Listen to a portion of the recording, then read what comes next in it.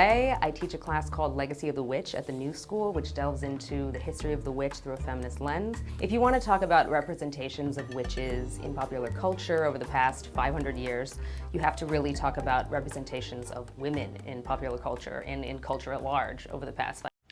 Witches. She said women that all y'all. That's what she said.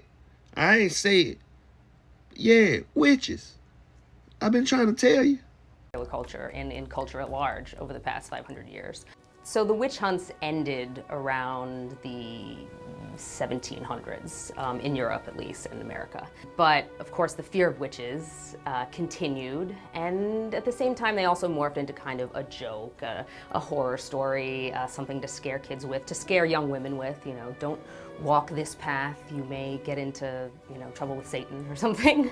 But it really wasn't until 1893 with Matilda Joslyn Gage, an American suffragist. She wrote a book called Woman, Church and State, and it reframed the European witch hunts as actually a misogynistic attempt by the church and state to police female sexuality, women's bodies, women's reproductive function, and that is, to my knowledge, the first time the word witch was used in a positive way.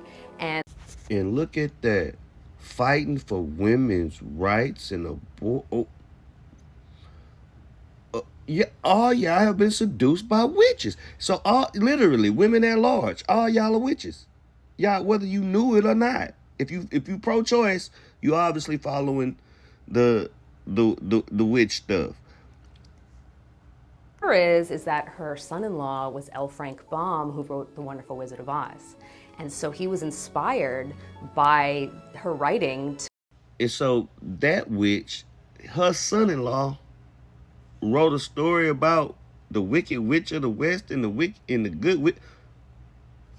Coinkydink, they made all y'all witches. I've been telling you, man, y'all witches. Y'all some witches. Y'all just didn't know it.